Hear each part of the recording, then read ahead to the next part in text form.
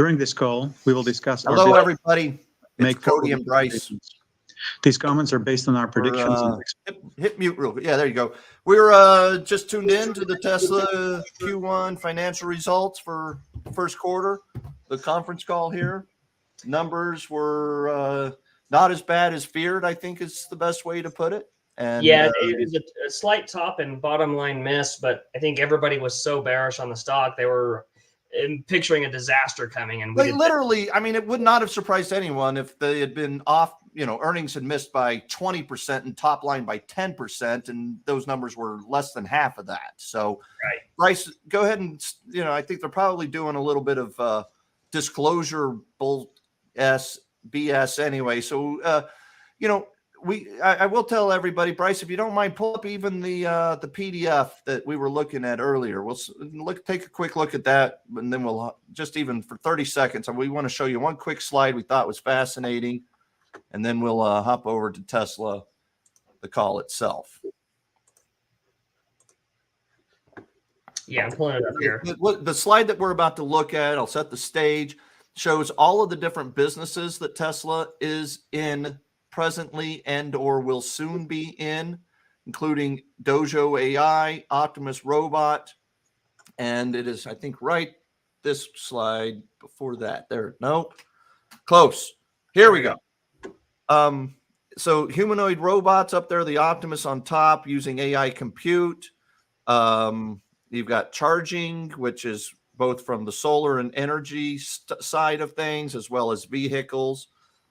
Insurance is also just on vehicles. Service and collision is part of vehicles. Battery cells are both energy storage and vehicles. Lithium refining, part of battery cells.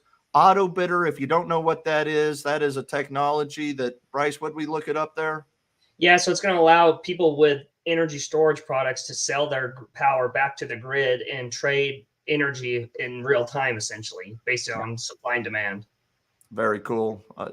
So anyway, thought that slide was fantastic. Bryce, if you will, let's get back to that let's go to the call itself. I bet Elon will soon be production lines much more efficiently. There he goes. And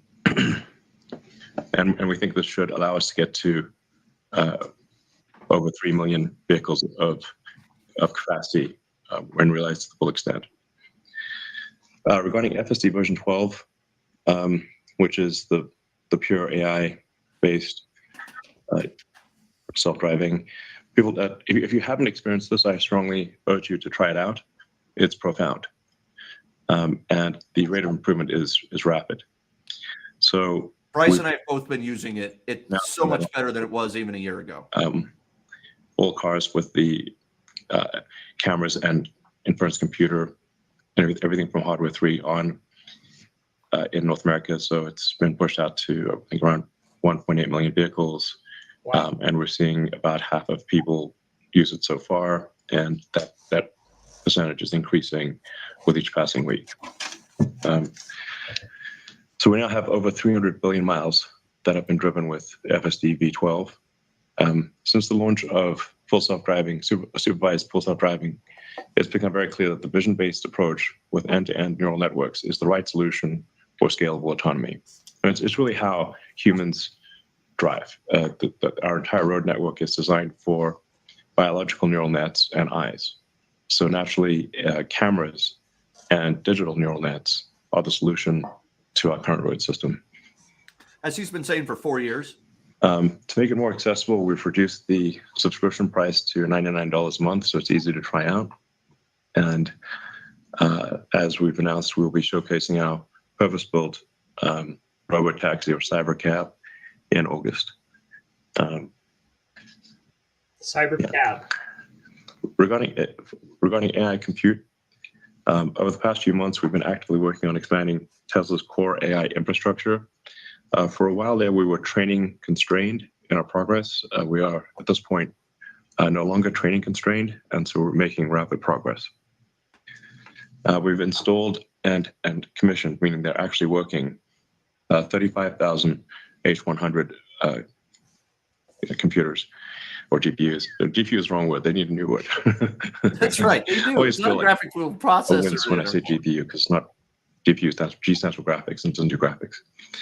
But anyway, roughly 35,000 H100s are active, and we expect that to be probably 85,000 or thereabouts by the end of this year. And training, just for training. We are making sure that we're being as efficient as possible in our training. It's not just about the number of H100s, but how efficiently they're used. So in conclusion, we're super excited about our autonomy roadmap. I think it should be obvious to anyone who's driving version 12 in a Tesla that it is only a matter of time before we exceed the reliability of humans, and not much time at that. And we're really headed for an electric vehicle, an autonomous future. And I'll go back to something I said several years ago, that in the future, gasoline cars that are not autonomous will be like riding a horse and using a flip phone. And that will become very obvious in hindsight.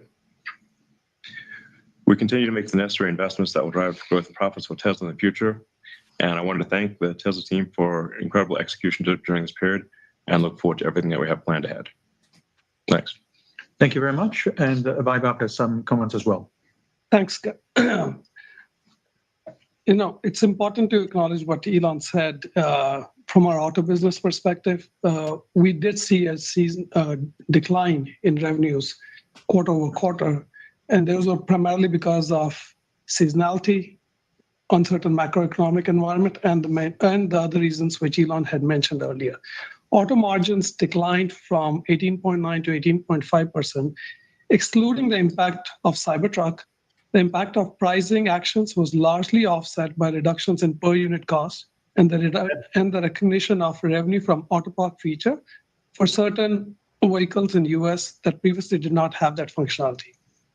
Additionally, while we did experience higher costs due to the ramp of Model 3 in Fremont and disruptions in Berlin, these costs were largely offset by cost reduction initiatives. In fact, if we exclude Cybertruck and Fremont Model 3 ramp costs, the revenue from auto margins improved slightly. Wow. Currently, normalized Model Y cost per vehicle in Austin and Berlin are already very close to that of Fremont. Our ability to reduce costs without sacrificing on quality was due to the amazing efforts of the team in executing Tesla's relentless pursuit of efficiency across the business. We've also witnessed that as other OEMs are pulling back on their investments in EV, there is increasing appetite for credits, and that means a steady stream of revenue for us. Obviously, seeing others pull back from EV is not the future we want. We would prefer it the whole industry went all in. On the demand front, we have undertaken a variety of initiatives, including lowering the price of both the purchase and subscription options for FSD, launching extremely attractive leasing specials for the Model 3 in the US for $299 a month, and offering attractive financing options in certain markets. We believe that our awareness activities paired with attractive financing will go a long way in expanding our reach and driving demand for our products. Our energy business continues to make meaningful progress with margins reaching a record of 24.6%. We expect the energy storage 35,000, you know, to grow we don't need the at least CFO is not really what higher going to from drive the 2023. stock tomorrow. So we always Accordingly, appreciate the this business will CFO begin and what they contributing do. significantly but to our overall yeah, profitability. They're Note reporting that there numbers is a bit of mostly. lumpiness Any, in surpri- storage any deployments surprises in the variety Elon of commentary there? outside of our I, control. you know, So we focus not necessarily. I don't think there was more much surprise at all. I think From people an are operating surprised to expense find front, out that we the saw a Model 2 sequential increase from our is AI still initiatives, on track, on plan. continued investment in future projects, The new platform that I marketing, think and he was other talking efforts. about there when we first We came have on negative free cash is flow going to of drive him $3.5 billion in the substantial first cost quarter. savings The even primary further than driver what of they're this was already an increase seeing with in some of these cash new flow cars. mismatch I just did the between math. sales and 35,000 that was H100s at controlled. $40,000 a pop is And $1.4 CapEx billion. of the stock made us Remember, investments, including Elon AI. and Tesla have thrown We 5 expect or the 10, inventory build 15 to billion reverse in the dollars. They'll second end up quarter throwing tens and of free billions of cash flow to dollars return to into the positive again. compute itself, not to As we mention prepare the company for building the the next data phase of centers and growth, everything else that they we do to make make the that hard those Dojo AI computers. But I just think it is amazing. You know, when I started investing in Tesla, it had a $30 billion market cap, and now it can literally spend $30 billion over a number of years. But they can spend $30 billion of their profits and of investor money into data centers, which is a huge number. Yeah, and there's not many other companies, if any, that can play that game, right? I mean, No auto company, maybe Toyota could try to find that kind of money and spend it, but you know, I guess if GM cut all advertising for a year or two, like Tesla does, almost no advertising. You know, GM spends $6 or $7 billion a year on advertising. They could take that money and plow it into AI, but they're not going. yeah. All right, turn it back up. And we can open it up to Q&A. Thank you. Okay, let's start with investor Q&A. The first question is, what is the status of 4680? What is the current output? Elon's going to say, Hush. I don't care what the question 4680 is. production increased about 18-20% over from Q4, reaching greater than 1K a week for Cybertruck, which is about 7 gigawatt hours per year, as we posted on X. We expect to stay ahead of the Cybertruck ramp with the cell production throughout Q2 as we ramp the 3rd of 4 lines in phase 1, while maintaining multiple weeks of cell inventory to make sure we're ahead of the ramp. Because we're ramping, COGS continues to drop rapidly week over week, driven by yield improvements throughout the lines and production volume increases. So our goal, and we expect to do this, is to beat supplier costs of nickel-based cells by the end of the year. Thank you. The second question is on Optimus. So what is the current status? Are they currently performing any factory tasks? When do you expect to start mass production? This is Optimus robot they're talking about. We are able to do simple factory tasks, or at least I should say factory tasks in the lab. In terms of actually, we do think we will have Optimus in limited production in the factory, in the actual factory itself, doing useful tasks before the end of this year. And then I think we may be able to sell it externally by the end of next year. These are just guesses. As I've said before, I think Optimus will be more valuable than everything else combined. Because if you've got a sentient humanoid robot that is able to navigate reality and do tasks at request, there is no meaningful limit to the size of the economy. So that's what's going to happen. And I think Tesla is best positioned of any humanoid robot maker to be able to reach volume production with efficient inference on the robot itself. This perhaps is a point that is worth emphasizing. Tesla's AI inference efficiency is vastly better than any other company. No, there's no company even close to the inference efficiency of Tesla. We've had to do that because we were constrained by the inference hardware in the car. We didn't have a choice.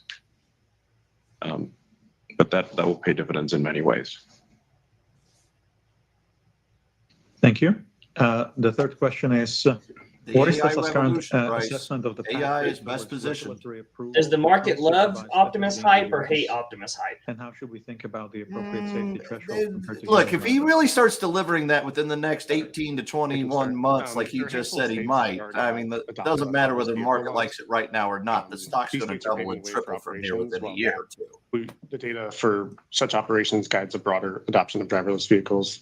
I think a show can talk a little bit about our safety methodology, but we expect that these states and the work ongoing, as well as the data that we're providing, will pave a way for a broad-based regulatory approval in the U.S. at least, and then other countries as well. That's always your concern, Bryce. When will robotaxi get through regulatory? It's actually been pretty helpful that other autonomous car companies have been cutting a path through the regulatory jungle. That's actually quite helpful. And they have obviously been operating in San Francisco for a while. I think they got approval for city of LA.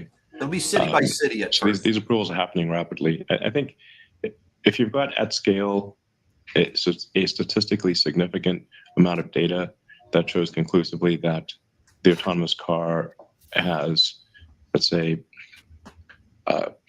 half the accident rate of a human-driven car, I think that's difficult to ignore, because at that point, stopping autonomy means killing people. Right. So I actually do not think that there will be significant regulatory barriers, provided there is conclusive data that the autonomous car is safer than a human-driven car. I saw a tweet earlier that said in my view, this would be might much actually like be one of the elevators. states. Elevators used to be operated by a guy with a relay switch, but sometimes that guy would get tired or drunk or just make a mistake and shear somebody in half between floors. So now we just get in an elevator and press a button. We don't think about it. In fact, it's kind of weird if somebody's standing there with a relay switch. Or a really nice. That'll be how cars work. New York. You just summon a car using your phone. You get in. It takes you to a destination. You get out. You don't even think about it. You don't even think about it. Just like an elevator, it takes you to your floor. That's it. Don't think about how the elevator is working or anything like that. Now, something I should clarify is that Tesla will be operating the fleet. So you can think of like how Tesla, think of Tesla like, I don't know, some combination of Airbnb and Uber, meaning that I told you he was going to talk about Uber. There'll be some number of cars that Tesla owns itself and operates in the fleet. There'll be some number of cars, and then there'll be a bunch of cars where they're owned by the end user, but that end user can add or subtract their car to the fleet whenever they want. And they can decide if they want to only let the car be used by friends and family, or only by 5-star users, or by anyone. And at any time, they could have the car come back to them and be exclusively theirs, like an Airbnb. You could rent out your guest room or not anytime you want. As our fleet grows, we have 7 million cars, 9 million cars, eventually tens of millions of cars worldwide. Hundreds of millions with of Optimus robots. Constant feedback loop. Every time something goes wrong, that gets added to the training data, and you get this training flywheel happening in the same way that Google search has the sort of flywheel. It's very difficult to compete with Google because people are constantly doing searches and clicking, and Google's getting that feedback loop. It's the same with Tesla, but at a scale that is maybe difficult to comprehend, but ultimately be tens of millions. I think there's also some potential here for an AWS element down the road, where if we've got very powerful inference, because we've got a hardware 3 in the cars, but now all cars are being made with hardware 4. Hardware 5 is pretty much designed and should be in cars hopefully towards the end of next year. And there's a potential to have to run when the car is not moving, to actually run distributed inference. Whoa! So kind of like AWS, but distributed inference. Like, it takes a lot of computers to train an AI model, but many orders of magnitude less compute to run it. So if you can imagine a future perhaps where there's a fleet of 100 million Teslas, and on average they've got like maybe a kilowatt of inference compute, that's 100 gigawatts of inference compute distributed all around the world. It's pretty hard to put together 100 gigawatts of AI compute. Yeah, Bryce, that's what we've been talking about for a while. Amazon Web Services from the Dojo future computer. where I didn't the think cars about perhaps it. used, instead of being used 10 hours a week, is used 50 hours a week. That still leaves over 100 hours a week where the car inference computer could be doing something else. Napster with cars. And it seems like it would be a waste not to use it. Agreed. That was the whole impetus Should we behind want to chime in on peer process and safety? Yeah, we have like multiple tiers of validating the safety. for like in any given week, we train hundreds of neural networks that can produce different trajectories for how to drive the car. We replay them through the millions of clips that we have already collected from our users and our own QA. Those are like critical events, like someone jumping out in front, or like other critical events that we have gathered a database over many, many years. And we replay through all of them to make sure that we are net improving safety. And on top of it, we have simulation systems that also try to recreate this and test this in closed loop fashion. Once all of this is validated, we give it to our own QA drivers. We have hundreds of them in different cities, in San Francisco, Los Angeles, Austin, New York, a lot of different locations. They are also driving this and collecting real world miles. And we have an estimate of what are the critical events. Are they a net improvement compared to the previous week's builds? And once we have confidence that the build is a net improvement, then we start shipping to early users, like 2,000 employees initially, that they would like get the build. They would give feedback on like if it's an improvement, or are they noticing some new issues that we did not capture in our own QA process. And only after all of this is validated, then we go to external customers. And even when we go external, we have like live dashboards of monitoring every critical event that's happening in the fleet, sorted by the criticality of it. So we are having a constant pulse on the build's quality and the safety improvement along the way. And then any failures, like Elon alluded to, you get the data back, add it to the training, and that improves the model in the next cycle. So we have this like constant feedback loop of issues, fixes, evaluations, and then rinse and repeat. And especially with the new V12 architecture, all of this is automatically improving without requiring much engineering interventions, in the sense that engineers don't have to be creative in like how they code the algorithms. It's mostly learning on its own based on data.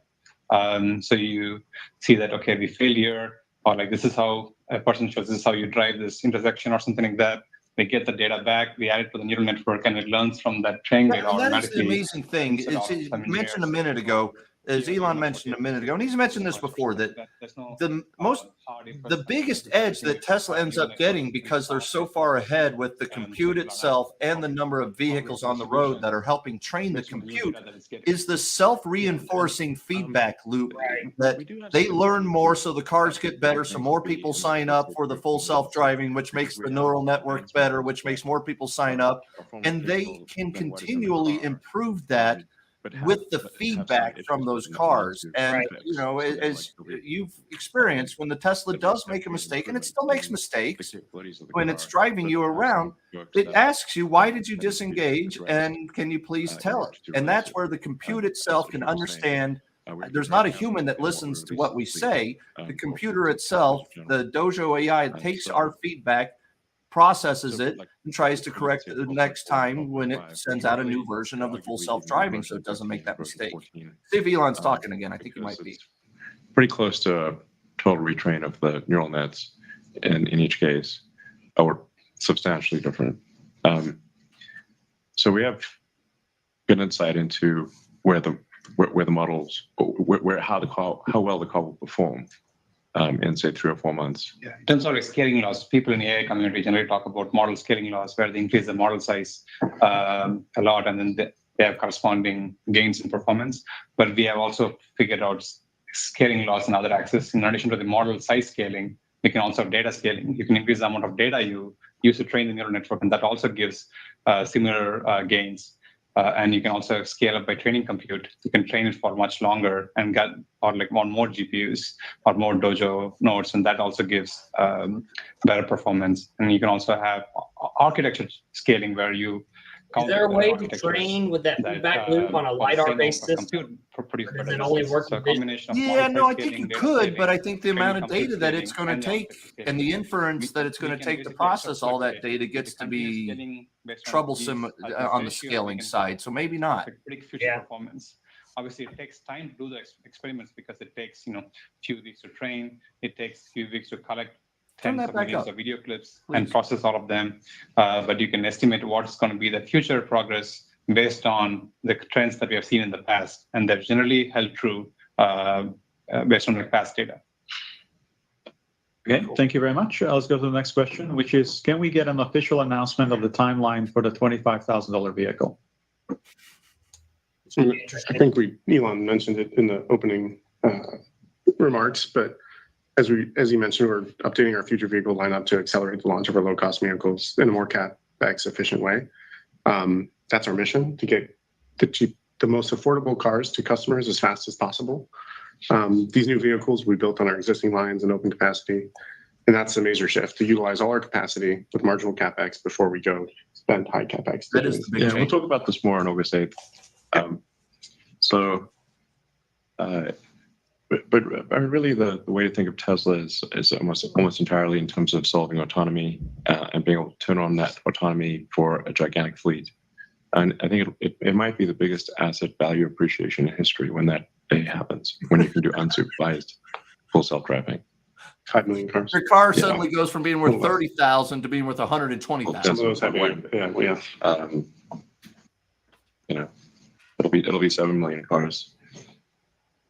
In a year or so. The reason being that it will generate revenue for you. And then 10 million, and then eventually we're talking about tens of millions of cars. Not eventually, it's like before the end of this. Before the end of the decade, it's several tens of millions of cars, I think. Thank you. The next question is, what is the progress of Cybertruck ramp? I can take that one too. Cybertruck hit 1K a week just a couple weeks ago. This happened in the first 4 to 5 months since we SOP'd late last year. Of course, volume production is what matters. That's what drives costs. And so our costs are dropping. But the ramp still faces like a lot of challenges with so many new technologies, some supplier limitations, et cetera. And we'll continue to ramp this year, just focusing on cost efficiency and quality. Yeah, it gets more efficient. Okay, The more they thank you. build, the more they The next question, have any of the legacy automakers contacted Tesla about possibly licensing FSD in the future? Yes. We're in conversations with one major automaker regarding licensing FSD. That's new. Thank you. The fact that they're actually in The discussion. next question is about the robotaxi unveil. Elon already talked about that, so we'll have to wait till August. The following question is about the next generation vehicle. We already talked about that. So let's go to the Semi. What is the timeline for scaling Semi? Come on, let's hear this. I think Sure. So we're finalizing the engineering of the Semi to enable like a super cost-effective, high-volume production with our learnings from our fleet and our pilot fleet and Pepsi's fleet, which we're expanding this year marginally. In parallel, as we showed in the shareholders deck, we have started construction on the factory in Reno. Our first vehicles are planned for late 2025 with external customers starting in 2026. Okay, a couple more questions. So our favorite, can we make FSD transfer permanent until FSD is fully delivered? No. Okay, next question. What was that? What is Elon just said no. What is getting the production ramp at Lathrop? Where do you see the megapack run rate at the end of the year? Mike? Yeah, Lathrop is ramping as planned. We have our second GA line allowing us to increase our exit rate from 20 gigawatt hours per year to, at the start of this year, to 40 gigawatt hours per year by the end of the year. That line's commissioned. There's really nothing limiting the ramp. It's given the longer sales cycles for these large projects, we typically have order visibility 12 to 24 months prior to ship date. So we're able to plan the build plan several quarters in advance. So this allows us to ramp the factory to align with the business and order growth. Lastly, we'd like to thank our customers globally for their trust in Tesla as a partner for these incredible projects. Okay, thank you very much. Let's go to analyst questions. The first question comes from Tony Sacconaghi from Bernstein. Yeah. Tony, please go ahead and unmute. Thank you. Elon loves the stock analyst, if you're not familiar. I was just wondering if you could elaborate a little bit more on kind of the new vehicles that you talked about today. Are these the only thing people care about is the Model 2, existing models, given that they're going to be running on the same lines, or are these like new models, and how should we think about them, in the context of like the Model 3 Highland update? What will these models be like relative to that? And given the quick time frame, Model 3 Highland has required a lot of work and a lot of retooling. Maybe you can help put that all in context. Thank you. And I have a follow-up, please. I think we've said all we will on that front. So what's your follow-up? It's a more personal one for you, Elon, which is that, you're leading many important companies right now. Maybe you can just talk about where your heart is at in terms of your interests, and do you expect to lessen your involvement with Tesla at any point over the next 3 years? Question too. Well, Tesla constitutes the majority of my work time, and I work pretty much every day of the week. It's rare for me to take a Sunday afternoon off. So I'm going to make sure Tesla is very prosperous, and it is. I think it is prosperous, and it will be very much so in the future. Oh, he hates the analysts. Oh yeah. Okay, thank you. Let's go to Adam Jonas from Morgan Stanley. These questions. Adam, please go ahead and unmute. Okay, great. Hey, Elon.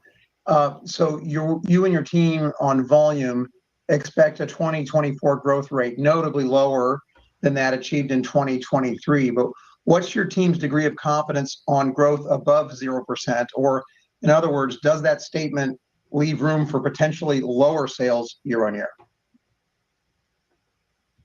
No, I think we'll have higher sales this year than last year. Come on, Adam. Okay. My fault.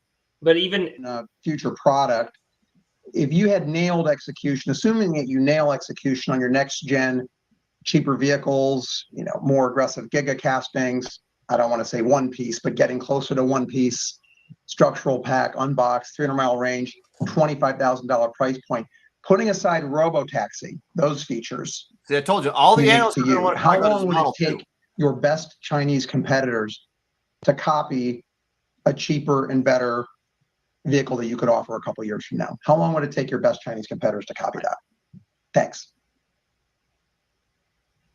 I mean, I don't know what our competitors could do, except we've done relatively better than they have. If you look at the drop in our competitors in China sales versus our drop in sales, our drop was less than theirs. So we're doing well. But I think Kathy Wood said it best. Like, really, we should be thought of as an AI or robotics company. If you value Tesla as just like an auto company, you would just have to fundamentally. It's just the wrong framework, and it will come to be. If you ask the wrong question, 3 times what it should. The right answer is impossible. So. I mean, if somebody doesn't believe Tesla's going to solve autonomy, I think they should not be an investor in the company. I told you that today, Bryce. That is, but we will, and we are.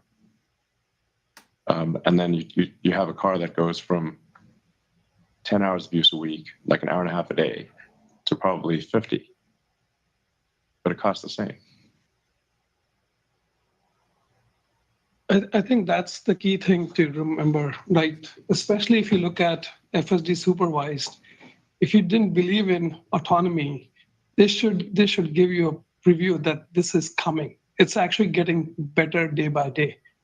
Yeah, if you've not tried the FSD 12.3, and like I said, 12.4 is going to be significantly better, and 12.5 even better than that, and we have visibility into those things, then you really don't understand what's going on. And 12.5 got sent to some subscribers, to some owners today. Because a car company. Are you on 12.4 now? I'm on 12.4. More than a car company, because the cars can be autonomous. And like I said, it's happening.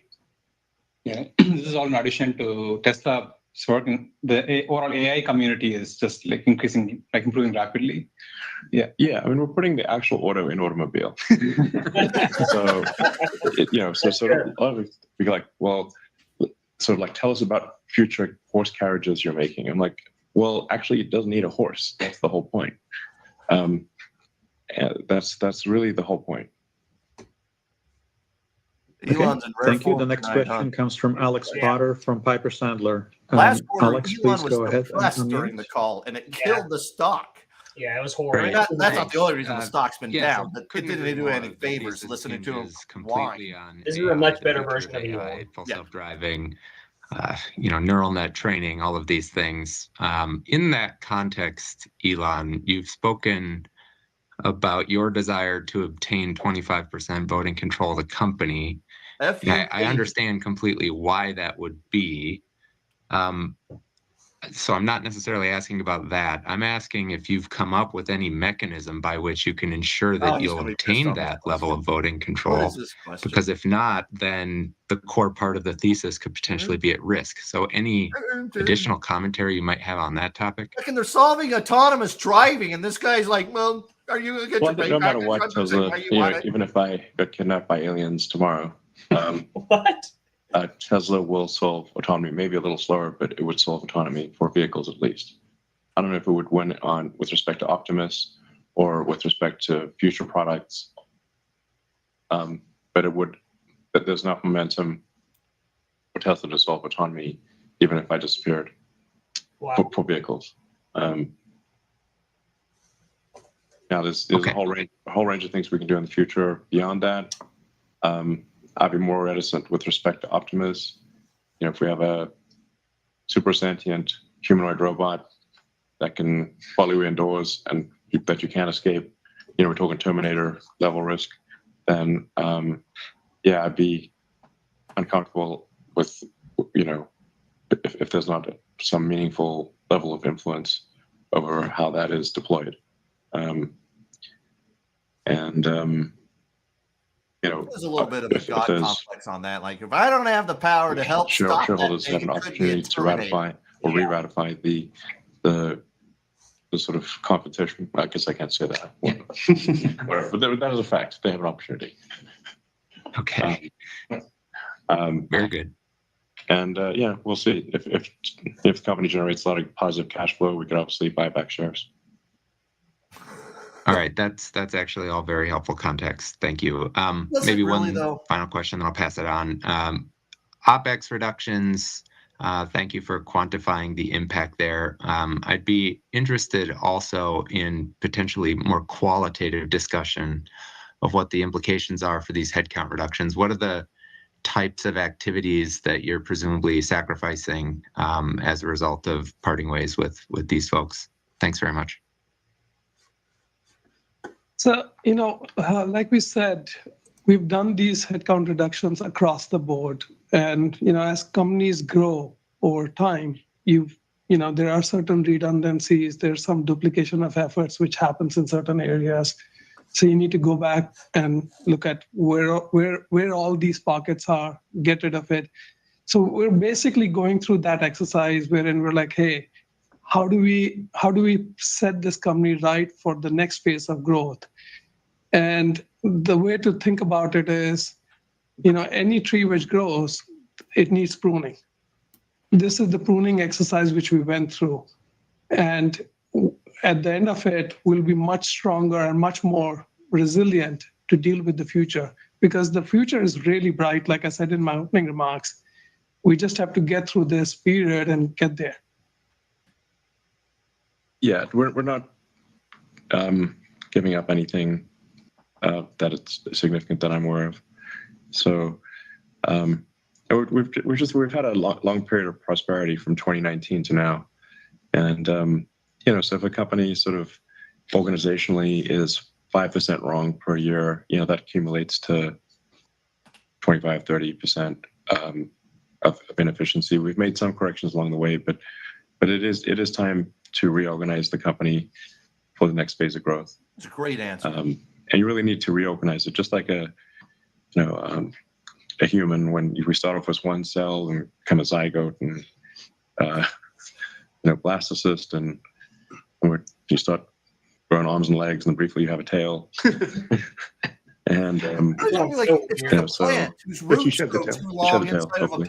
So you have to and then you're a baby, and you basically you have to be different. The organism, a company is kind of like a creature growing, and if you don't reorganize it for different phases of growth, it will fail.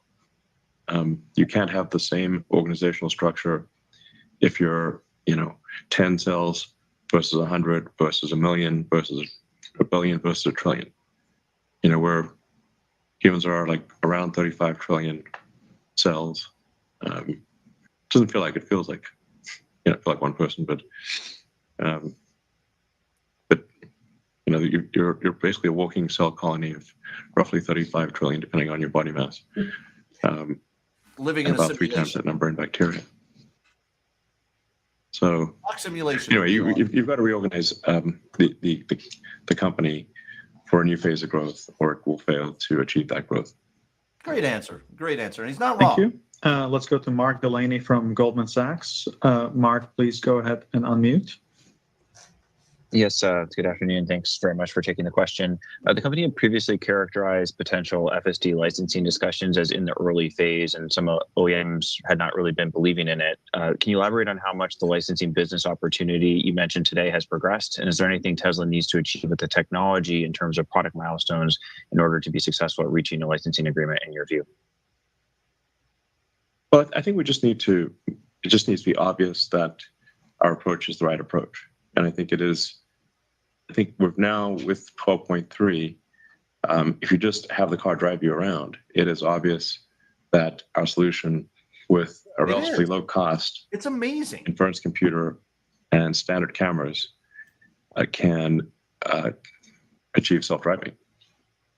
No LiDARs, no radars, no ultrasonics, nothing. Just no heavy integration work for vehicle manufacturers. Yeah, it's so it would really just be a case of having them use the same cameras and inference computer and licensing out software. And but it's once it becomes obvious that if you don't have this in a car, nobody wants your car. Yep. Yeah. It's like it's a smart car. I still remember back when Nokia was king of the hill. Yeah, cell phone. Yeah, crushing. And I saw them come out with a smartphone that was basically a brick with limited functionality. And then the iPhone and Android.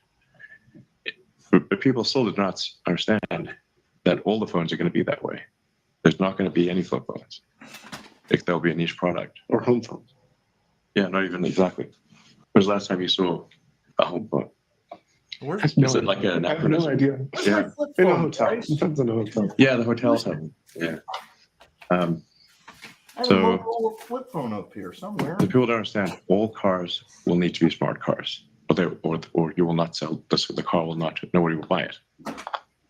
Yeah, nobody's buying once the that flip becomes phone. Obvious, I think licensing becomes not optional.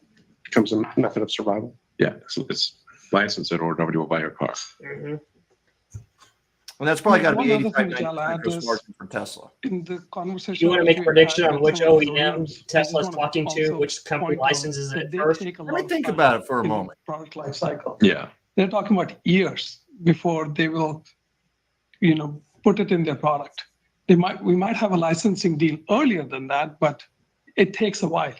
So this is where the big difference between us and them is, right? Yeah, I mean, really, a deal signed now would result in it being in a car in probably 3 years. That would be early. Yeah, that's like lightning. Elon's always optimistic on his timeline. An eager OEM. Yeah. So I'm going to say not an American company. I wouldn't be surprised if we do. Yeah. I'm going to sign a guess deal. I think that's my guess. Good chance we do sign a deal this year. Toyota. Maybe more than one. But yeah, it would be probably 3 years before it's integrated with a car, even though all you need is cameras and our inference computer. So what if it's like not Mercedes, a massive design change? Ferrari. Yeah, and again, just to clarify, it's not the work which we have to do, it's the work which they have to do, which will take the time. That's right. They got to figure that out, how to put it in their cars. Mark, Yeah, very helpful. Thank you. My follow-up was to better understand Tesla's approach to pricing going forward. Previously, the company had said that the price reductions were driving incremental demand. With how affordable the cars have become, especially for vehicles that have access to IRA credits and some of the leasing offers that Tesla has in place, do you still see meaningful incremental price reductions as making sense from here for the existing products? And can the company meaningfully lower prices from here and also stay free cash flow positive on an annual basis with the current product set? Thanks. Yeah, I think we can be free cash flow positive meaningfully.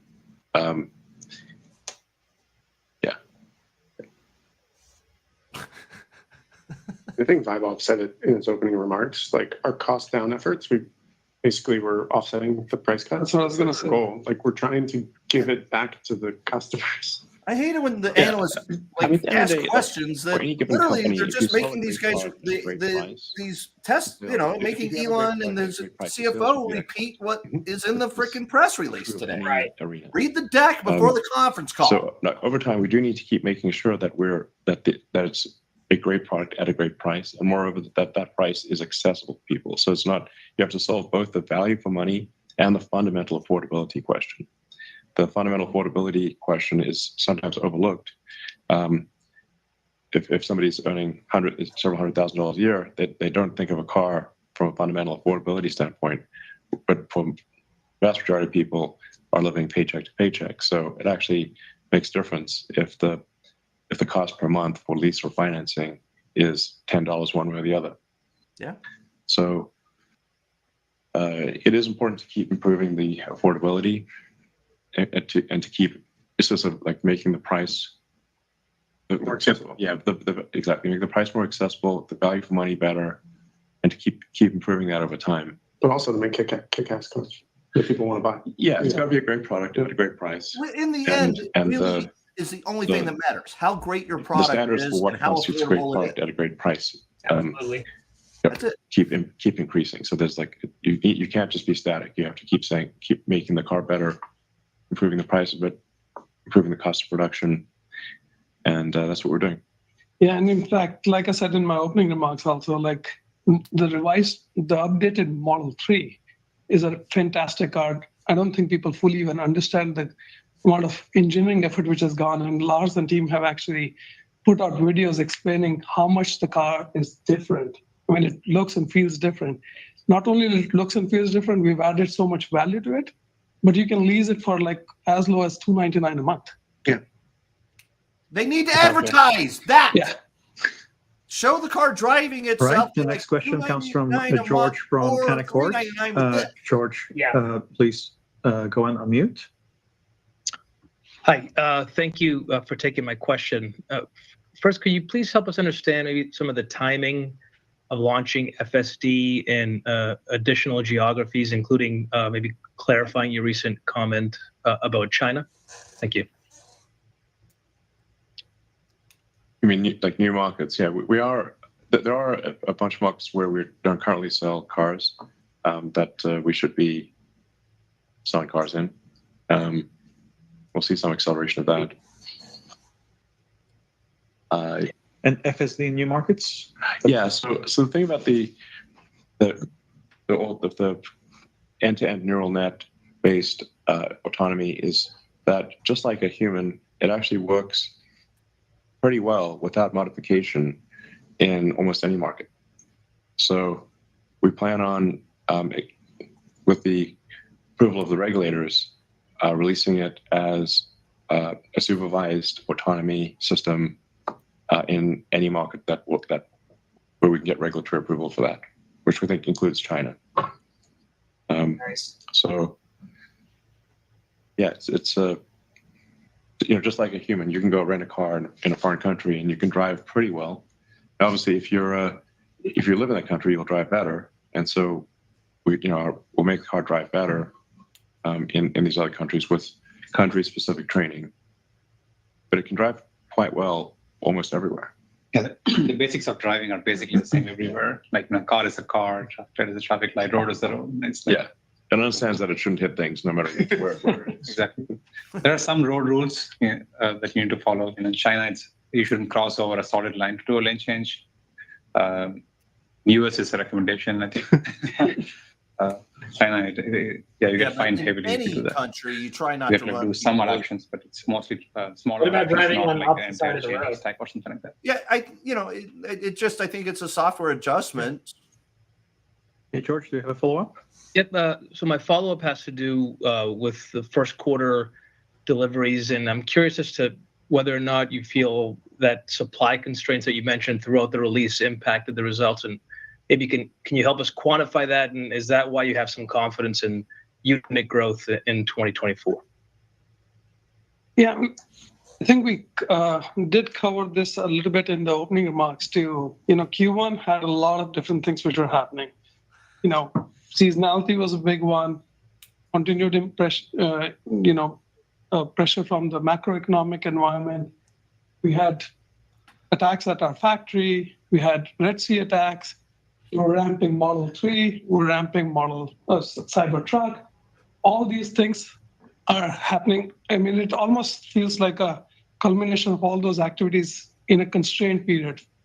And that gives us that confidence that, hey, we don't expect these things to recur. Yeah, we think Q2 will be a lot better. Yeah. It's just one thing after another. Yeah. Our attacks are crazy. Yeah, exactly. That's going to make the stock go up right now. If you've got cars that are sitting on ships, they obviously cannot be delivered to people. And if you've got excess demand for Model 3 or Model Y in one market, but you don't have it there, it's an extremely complex logistics situation. And I'd say also we did overcomplicate the sales process, which we've just in the past week or so have greatly simplified. So it became far too complex to buy a Tesla, whereas it should just be you can buy the car in under a minute. So we're getting back to the you can buy a Tesla in under a minute interface from what was quite complex. They just operate on a different level than everybody else. Okay, thank you. Let's go to Colin Rush from Oppenheimer. Colin, go ahead and unmute, please. Thanks so much, guys. Given the pursuit of Tesla really as the leader in AI for the physical world, and your comments around distributed inference, can you talk about what that approach is unlocking beyond what's happening in the vehicle right now?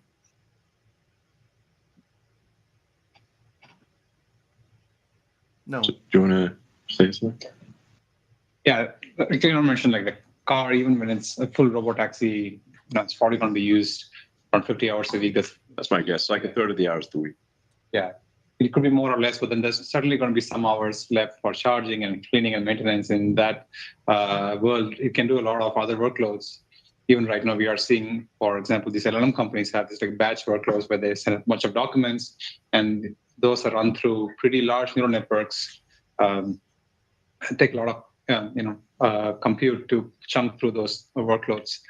And now that we have already paid for this compute in these cars, it might be wise to use them and not let them be idle. Be like buying a lot of expensive machinery and letting them be idle. Like we don't want that. We want to use the compute as much as possible and close to like basically 100% of the time, make effective use of it. Napster for AI. I think it's analogous to Amazon Web Services, where people didn't expect that AWS would be the most valuable part of Amazon when it started out as a bookstore. So that was on nobody's radar. But they found that they had excess compute because the compute needs would spike to extreme levels for brief periods of the year, and then they had idle compute for the rest of the year. So then what should they do with all that excess compute for the rest of the year? That's kind of monetize it. Yeah, monetize it. So it seems like kind of a no-brainer to say, okay, if we've got millions and then tens of millions of vehicles out there where the computers are idle most of the time, that we might as well have them do something useful. I wonder if we get compensated as the owner. And then, I mean, right? If you get like to the 100 million vehicle level, which I think we will at some point get to, then, and you've got a kilowatt of usable compute, and maybe you're on hardware 6 or 7 by that time, then you really, I think you'd have on the order of 100 gigawatts of usable compute, which might be more than anyone, more than any company, probably more than any company. Yeah, and somehow they're going to have to, because it takes a lot of intelligence to drive the car anyway. And when it's not driving the car, you just put this intelligence to other uses, just solving scientific problems, just like a human, or answering dumb questions for someone else. We've already learned a lot of deploying workloads to these compute nodes. And And unlike laptops and our cell phones, it is totally under Tesla's control. So it's easier to distribute the workload across different nodes as opposed to asking users for permission on their own cell phones would be very tedious. Well, you just drain the battery on the phone. Exactly. The battery is also limited. So technically, I suppose Apple would have the most amount of distributed compute, but you can't use it because you can't get you can't just run the phone at full power and drain the battery. Yep. Whereas for the car, even if you're a kilowatt level Inference computer, which is crazy power to get to a phone. Batteries in the car, if you've got a 60 kilowatt hour pack, it's still not a big deal to run. If you're plugged in, whether you plugged in or not. Those batteries can run a car going 80 miles an hour for 10 for hours. 300 miles. They Use can run 10 hours. two itself. Yeah, that makes sense. Yeah. Already got a built-in liquid cold thermal management. Yeah, it's exactly Expense for data centers, so it's already there in the car. Exactly. So it's distributed power generation. It's just distributed access to power and distributed cooling, and it's already paid for. Yeah, I mean that distributed power and cooling, people underestimate that costs a lot of money. Really big deal. it does. Yeah, and the capex is shared by the entire world. Yes. Sort of everyone owns a small chunk, and they get a small profit out of it. Maybe. Yeah. Thanks so much, guys. And just my follow-up is a little bit more mundane. Looking at the 4680 ramp, can you talk about how close you are to target yields and when you might start to accelerate incremental capacity expansions on that technology?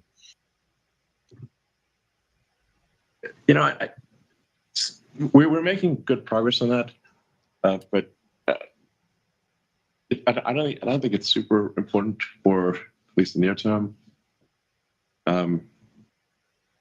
As Lars said, we think it'll be, exceed the competitiveness of suppliers by the end of this year, and then we'll continue to improve it. Yeah, I mean, I think it's important to note also that the ramp right now is relevant to the Cybertruck ramp. Yeah. And so we're not going to just randomly build 4680s unless we have a place to put them. And so we're going to, make sure we're prudent about that. But we also have a lot of investments with all our cell suppliers and vendors. They're great partners, and they, done great development work with us. And a lot of the advancements in technology and chemistry we found in 4680, they're also putting into their cells.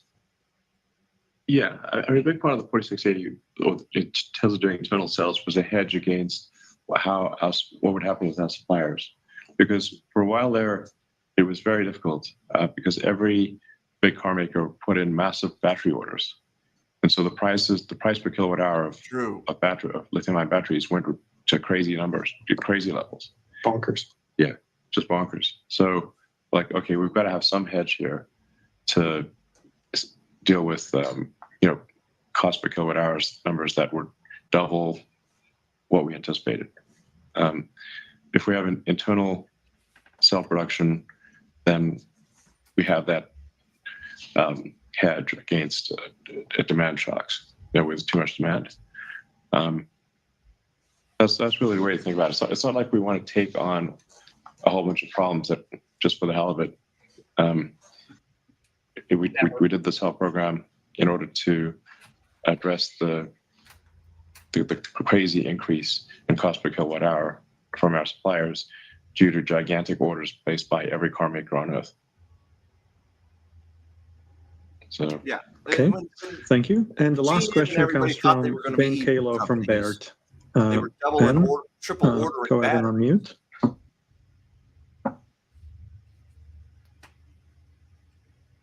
And you're still muted. It's the first time using a computer. I once again would just like to strongly recommend that anyone who is, thinking about the Tesla stock should really drive FSD 12.3.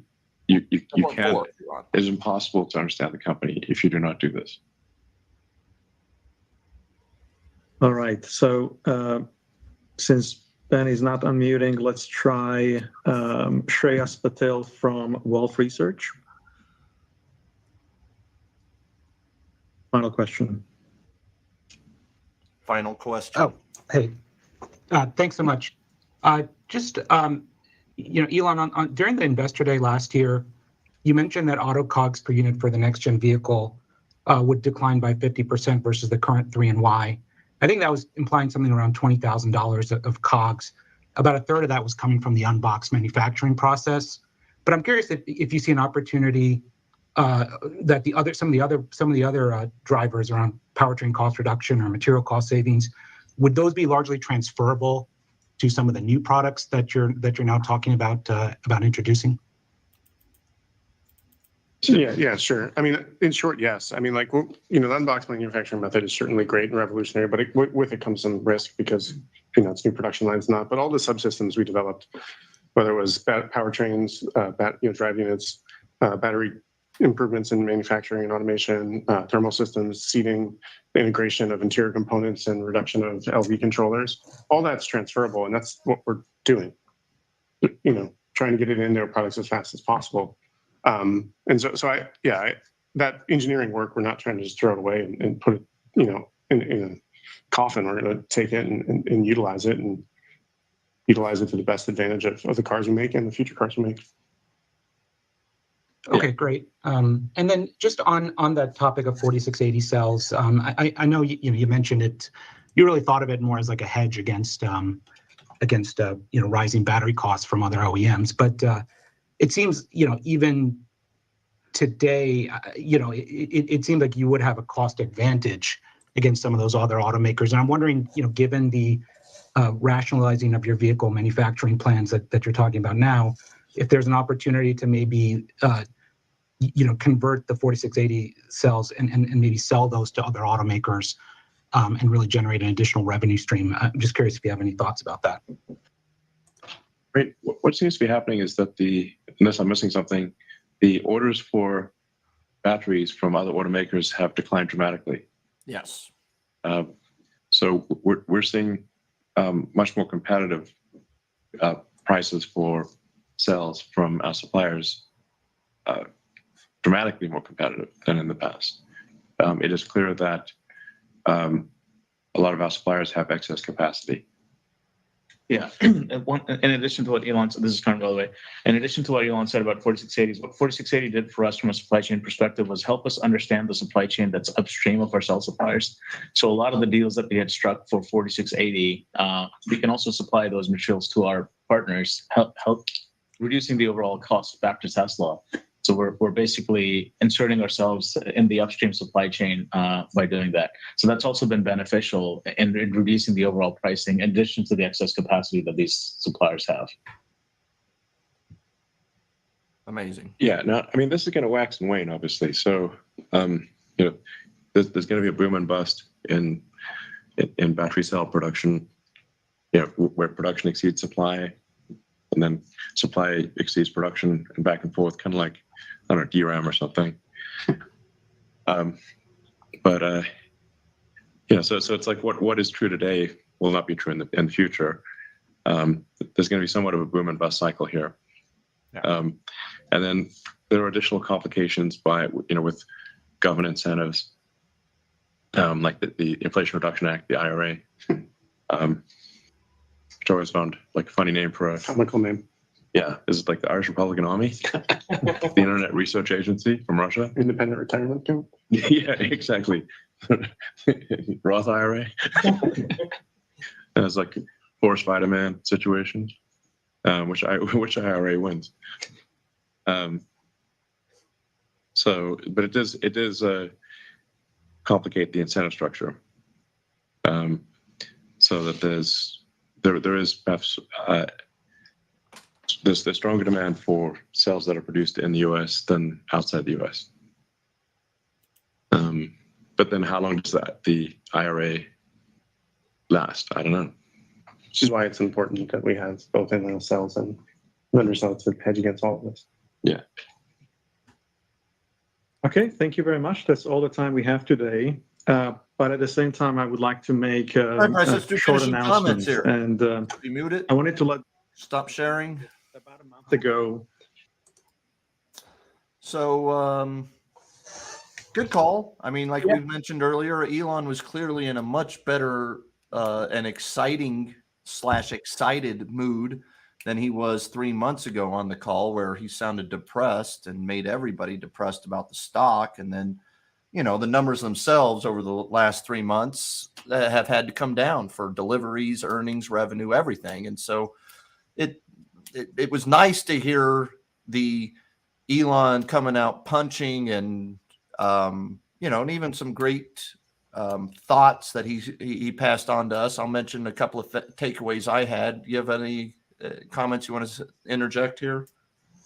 I mean, I thought it was good in regards to the first quarter that, the margins, they're continuing this path that they're on of lowering costs and then passing that cost savings on to the consumer, remains intact. And even though the overall company gross margin was slightly lower this quarter, really it was attributable to Cybertruck. And if Cybertruck wasn't ramping, then their margins would have been basically the same.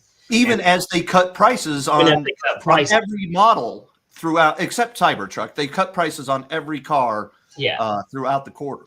And they're the only auto company on the planet that can do that. I mean, every other auto company is raising prices every year. Ford pickups get more and more expensive. They cost hundreds of thousands of dollars. And meanwhile, a Tesla that freaking drives itself, you can get for $30,000, $35,000.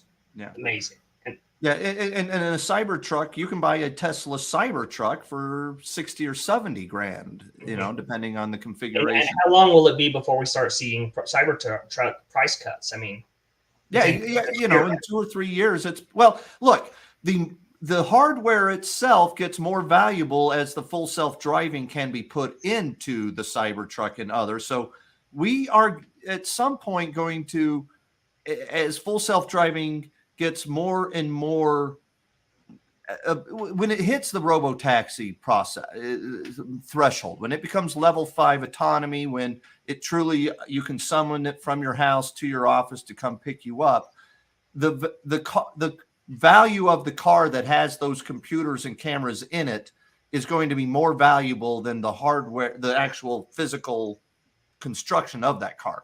So at some point, Teslas are not going to be $30,000. Cybertrucks are not going to be 60 or 70,000 because it wouldn't even make sense for Tesla to bother selling you that car without full self-driving in it, because Tesla could just sell it to someone else who will then put it to use and make themselves money from the full self-driving that comes with the car. Realistically, I don't know if anybody's ever put pen to paper on this, but if you in the revenue share on robotaxi, as an owner of a Model S, if you turn on and put your vehicle in the fleet, realistically, how much income annually could that generate for the Tesla owner, you think? I think you did that model actually in the book, if you recall. And let's just do a quick back of the envelope math. You could say send it out driving for 50 or 60 hours a week. It's going to generate, let's call it 3 or 4 rides per hour at an average of $25 a ride. Call it, again, back of the envelope for simplicity, $100 per hour, $5,000 per week, $20,000 per month. That would be the gross revenue. Let's give Tesla half of that, cuts that to $10,000 a month. Taxes, electricity, costs, tires, depreciation. Let's take another $30, $3,000 out of it. Call it, $5,000 to $7,000, maybe $8,000 a month for 50 hours a week of letting your car go out and service the world. So then the payoff period on your Tesla is like in less than a year. It pays for. Well, that's what I'm saying. You're not going to be able to buy a full self-driving Tesla. The reason why Tesla's offering $99 monthly subscription, but keeping the $12,000 one-time buy system, you have to own that car for 6 years to make that pay, unless it's generating revenue for you. And if the full self-driving gets fully autonomized, if it goes fully autonomous and can drive itself for you and generate that kind of revenue, you're not going to be able to buy the car at those prices. You're not going to be able to lease it for the full self-driving software for $99 a month.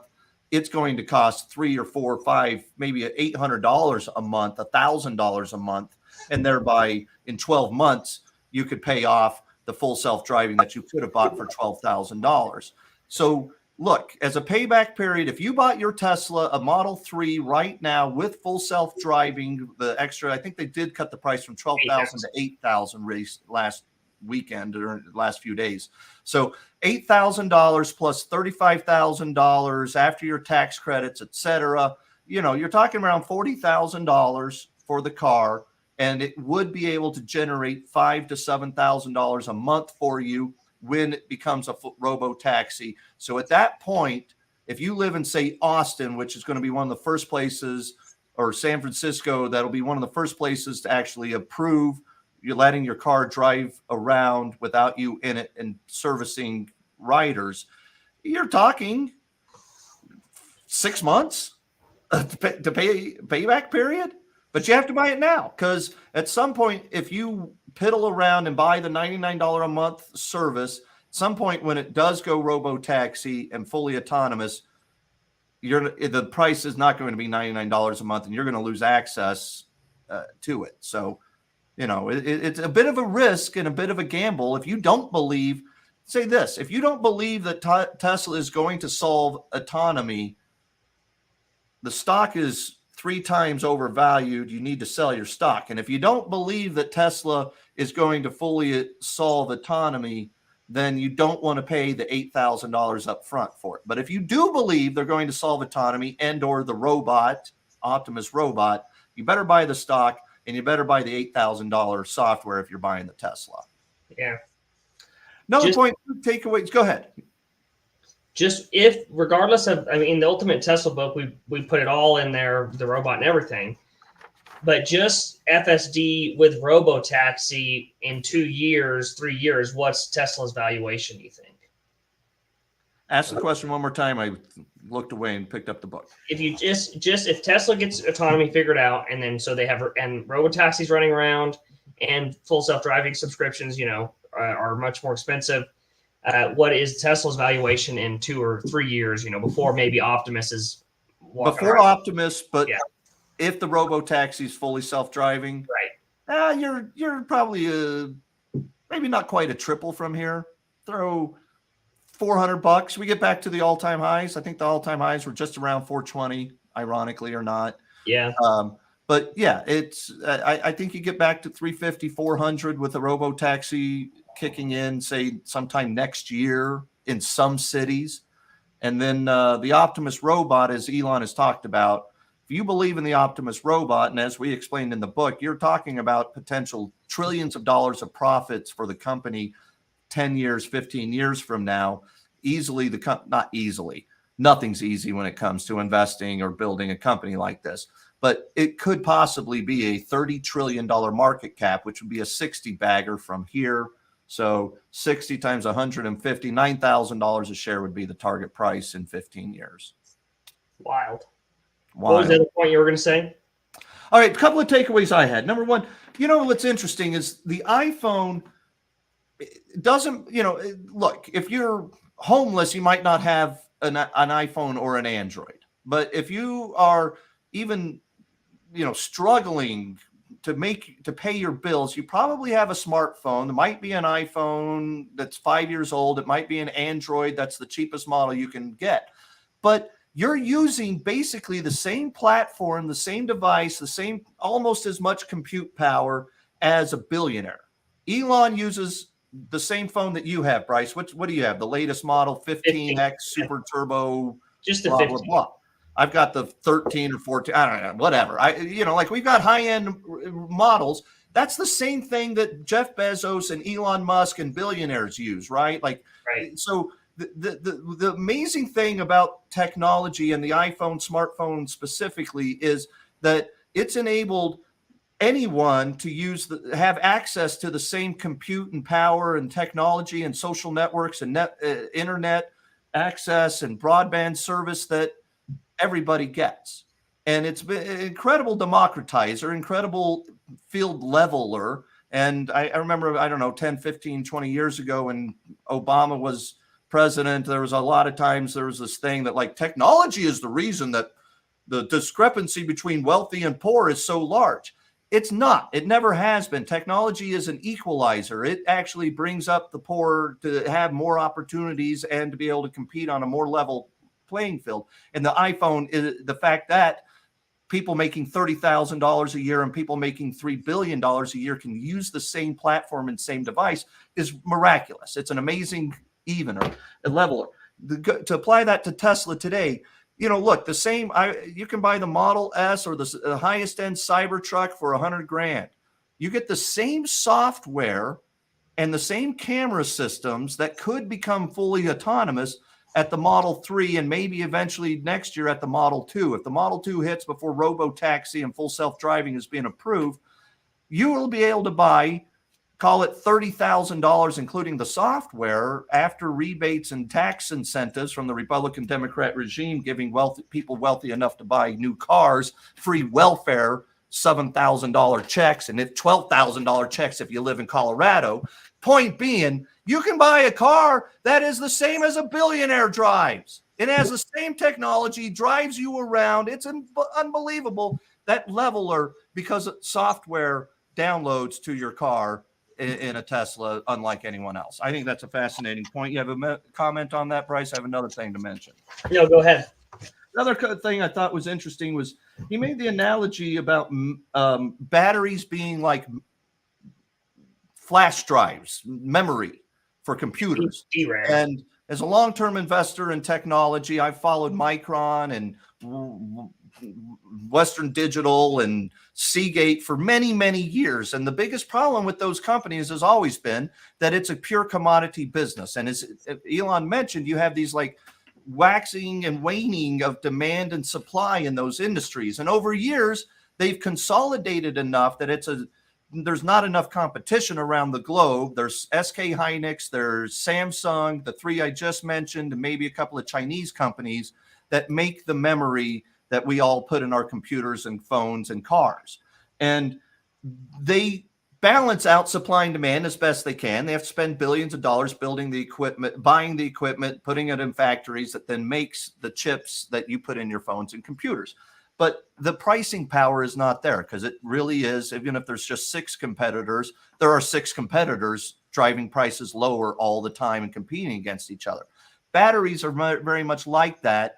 And I hadn't thought about that aspect, that batteries are, I know they're commoditized, but I never thought about the analogy of memory versus batteries and just how similar those marketplaces are. The Panasonics and the others that make the batteries are competing against other ones who are making the same baseline lithium ion, whatever the technology is you're putting in those batteries.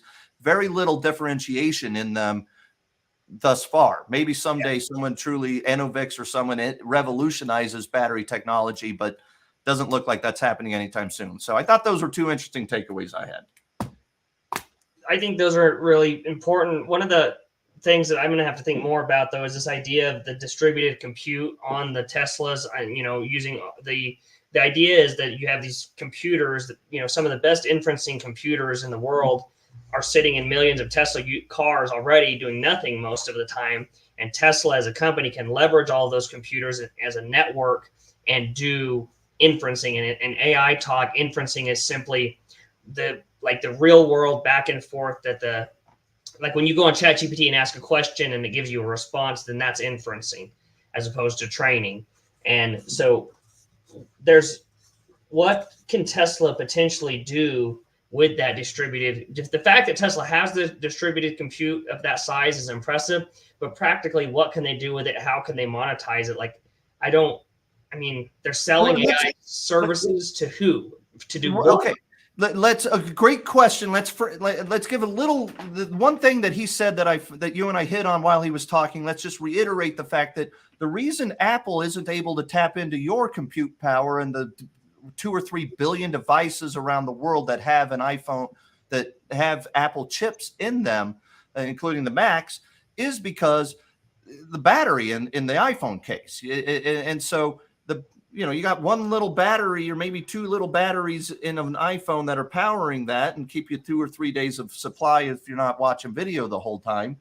Whereas in the car, you have hundreds of times. I'm not even sure what the order of magnitude is. How much more battery power is there in a car, in a Tesla that goes 300 or 400 miles versus an iPhone that just has to power some video occasionally. So he's able to use the fact that it would be a minimally invasive bad electricity usage for a car compared to an iPhone.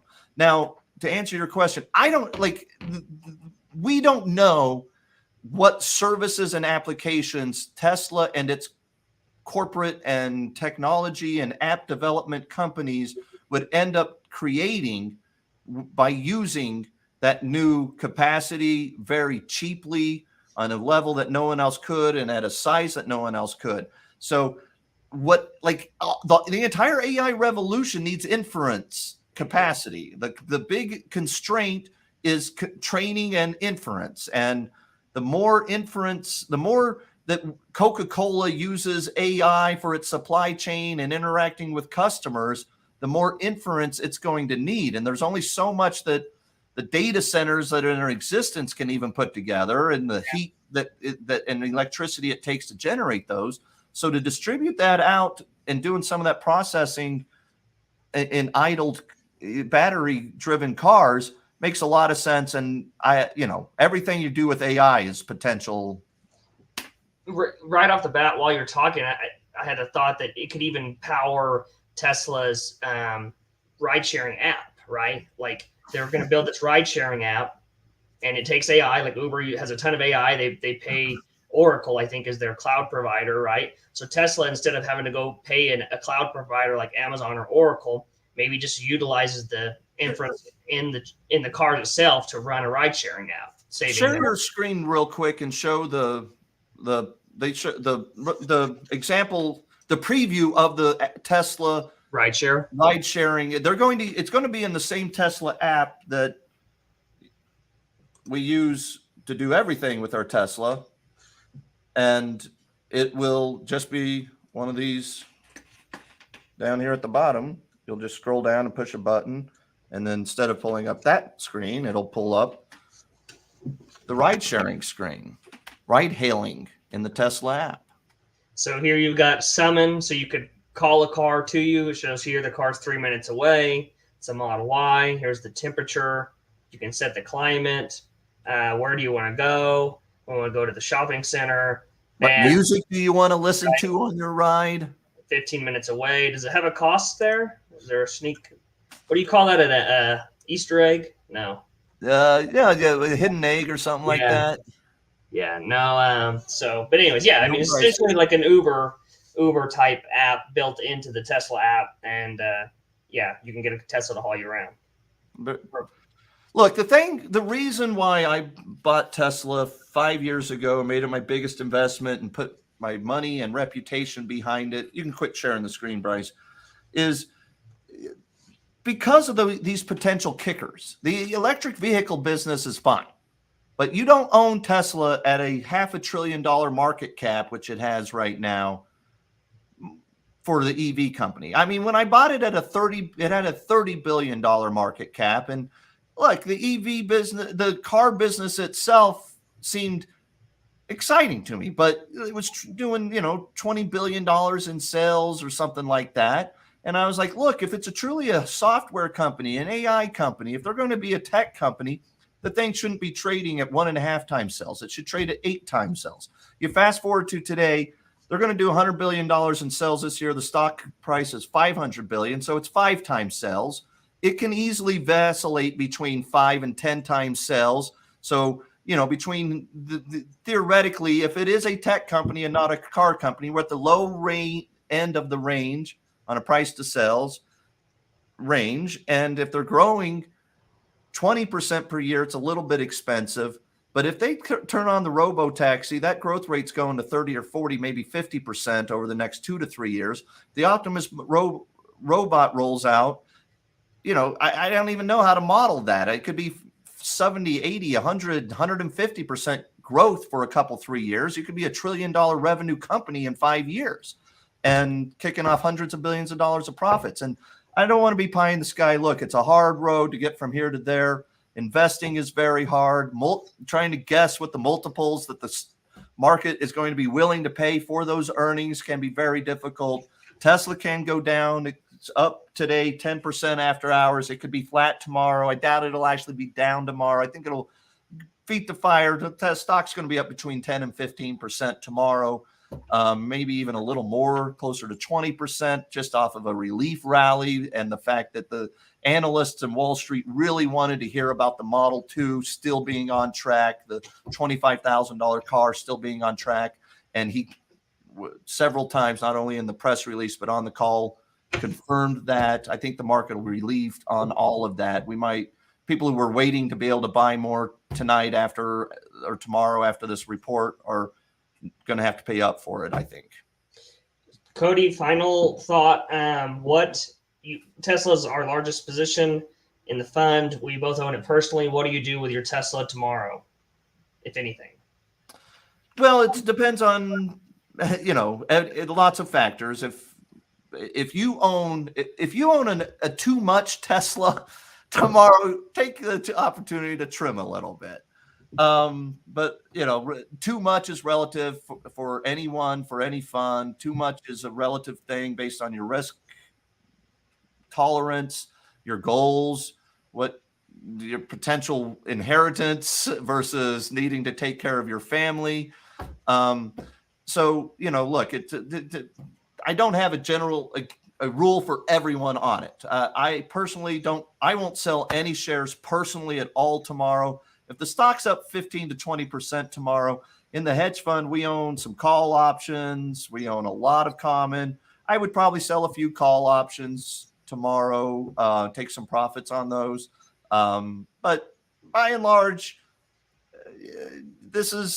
if you own Tesla, you need to own it for the long term. You need to believe that this could be a multi-trillion-dollar company in 5 years, and it could be a tens of trillions of dollar company in 15 years.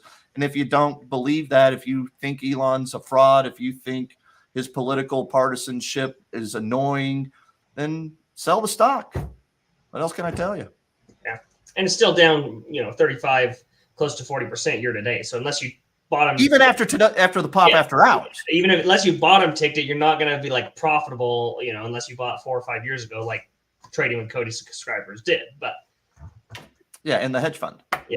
Yeah, in the hedge fund. So we stick with it. You got even the best day trader, momentum trend trader of all time. He wrote Confessions of a Stock Operator. What's his name? Lefebvre. I just lost it. Lefebvre. Is it Edward? Yeah, Edward Lefebvre. Reminiscence of a stock operator. Reminiscence of a stock operator. Look, he at one point he was Edwin Lefebvre. Share your screen real quick. Let people see the book I'm referencing. Okay. The quote I'm going to make from him, and he was a trader, and he won and lost billion-dollar fortunes in the 1920s before he eventually, I think he either killed himself or drank himself to death. But he always said he made most of his money sitting on his hands. And that's the key with Tesla. You got to buy this sucker and forget about it and sit on your hands and maybe buy a little more when it gets crushed like it has been. But yeah, sit on your hands with Tesla. Cool. Well, thanks everybody for watching. Thanks, Cody. And until maybe we'll do this again next quarter with another. Yeah, as many people watch this thing, I think we maybe start doing this every quarter. Sort of fun. Yeah. Hopefully the stock goes up again next quarter. It wouldn't be nearly as. I don't think Bryce and I would have nearly the great sense of humor if the stock were down 10% after hours. The stock's at. We decided let's do the call. Have some transparency and have some fun, and it's not like it's really going to change anything we do trading or investing wise. So let's just listen to it together. We do this every quarter. We listen to a lot of conference calls. I make Bryce listen to more than I do because I'm old and seasoned. He's still learning. Well, I'm still learning too. Cool. All right. Thanks, everybody. Thanks for being here. Thanks, Bryce. Appreciate it. Bye.